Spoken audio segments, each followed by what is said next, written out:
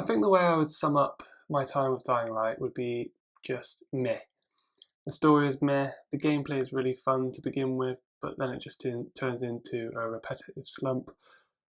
This isn't helped by the fact that the campaign is too long and doesn't really feel like a campaign. I guess what I'm trying to say is that I'm not on the hype train for Dying Light, and now I'm less excited for Dying Light 2. However, I would still recommend it for anyone who likes zombie games, as if we quantify it based on other open world zombie games, then you're in for a good time. Or you could just go and buy Days Gone.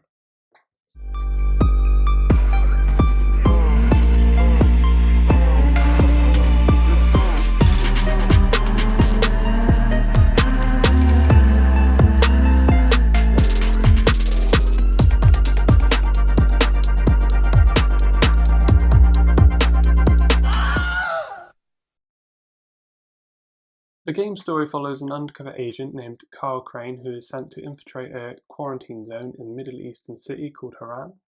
So, like I said, the campaign is meh, and with meh comes an okay villain called Rice. The story is 100% predictable in pretty much every sense. There was a moment where a character died, which I wasn't expecting at all, but other than that, it was a really generic zombie story. It starts with you parachuting onto this island to get intel about the zombie virus from Rice, who's using it for blackmail and has gone rogue. From there, you team up with a faction in a tower after being saved by Jade. Eventually, you meet another faction where you go to get some antizin. For those of you who don't know what antizin is, it is a drug that acts as a temporary cure for the Harran virus. The Global Relief Effort, or the GRE, which is known in this game, regularly deploys airdrops filled with antizin into Harran. Some survivors can be notified via telephone link, like Karis Brecken in the headquarters of the tower. But anyway, basically, Rice doesn't let you have the antizin after promising you 2 crates of it, and from that point I just knew where the story was going. However, I don't want to spoil anything, but I don't believe the story is actually the main issue here, as there are hundreds of games out there with generic stories that are, good and fine. I think the problem is they integrate the gameplay and the characters with the story poorly. For example, when doing missions in this game, I never actually felt like I was doing missions, which is kind of the point in having them. The gameplay is meant to serve as a device to tell the story in a compelling way so the player is engaged. Unfortunately, all missions were like fetch quests for different people, which makes sense in the context of the world, but because it's, and the game, I guess, because it's a free running game after all, but it just made the story bland and at times boring. After all, the gameplay is, it can only stay fresh for so long, and I really did struggle to complete this game.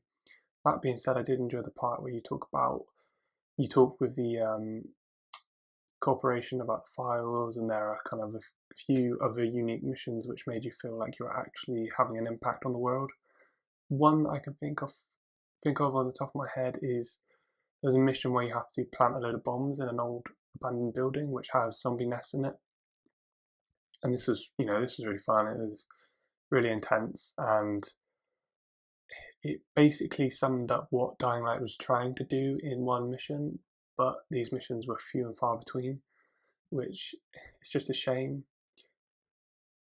Meanwhile, you also find out that the company you work for is basically trying to weaponize the virus, which is just a pet peeve of mine. Why do people always try and weaponize these things in movies and games? Like, it's so dumb. I don't know. Anyway, I won't go into that, otherwise I'll rant. The game is open world with a day-night cycle in which zombies are slow and clumsy during the daytime but become extremely aggressive at night.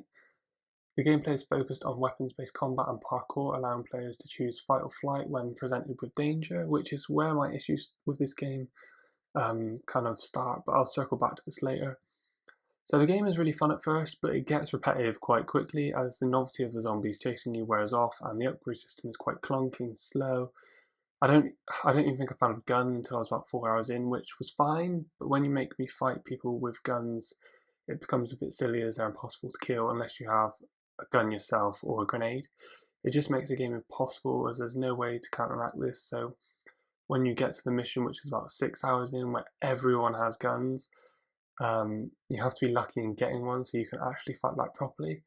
Now you're probably thinking, why don't you just go and buy ammo from a shop, and you'd be perfectly logical in your thinking.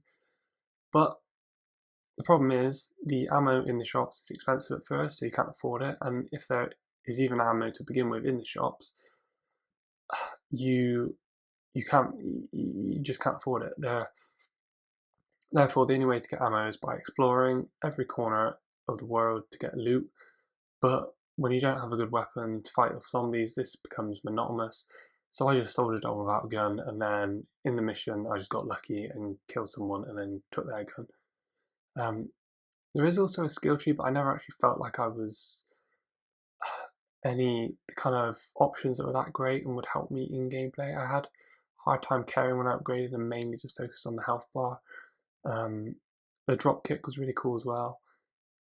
It feels like I'm being super negative about this game, but to be honest, I actually didn't mind it. The gameplay was fun and the story was okay. I was just let down by all the hype. I didn't feel it was anywhere near as good as people make out, but maybe it's me and I'm missing something obvious. I don't know, maybe I'm missing something obvious that makes the experience more enjoyable, but I don't know. My biggest criticism, I'd say, with this game is the ridiculousness of the NPCs.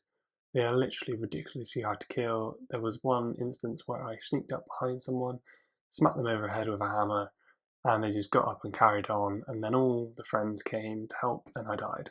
I think the game had just benefited from some sort of silent takedown mechanic.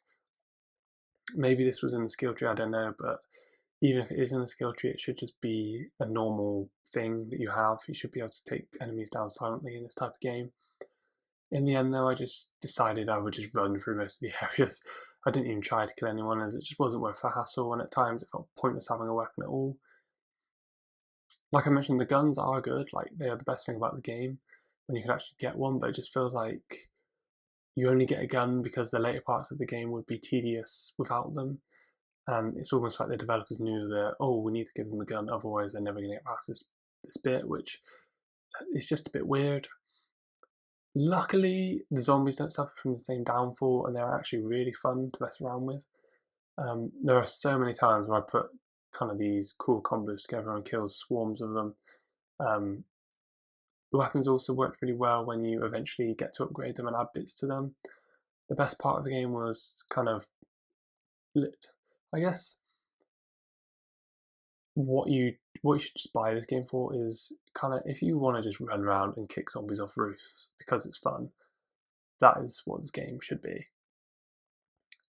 The game does improve with the second area that you visit too, as it makes the parkour much easier and it just flows better. However, you don't stay in this area long, which is a shame really. There's also a really stupid and dumb boss battle where basically all your stuff gets taken away, and at this point I nearly stopped playing, and I was quite close to the end as well. It was so ridiculous. I mentioned before that I stopped using the melee weapons as soon as I could and used guns because they were just better, and then I was punished for this by the game as I had to fight this guy with a machete, whilst I used this kind of crappy old hammer thing that I picked up in the room, and it just took forever to kill him. The only reason I did kill him and finished it was because luckily the enemy's health bar doesn't regenerate, so you can just keep respawning. But my god, it was bad. Anyway, that's my review of Dying Light in summary. If you want a good story and decent melee combat, avoid this game. But if you just want a fun-ish zombie game to play and kind of make the story a backdrop for you to just mess around with the world, then go ahead and buy this game. I certainly would not have paid full price for this when it released back in 2015. I think I would have felt incredibly let down if I did. Anyway, that's the end. Please like, subscribe if you enjoyed the video, and I'll see you next time.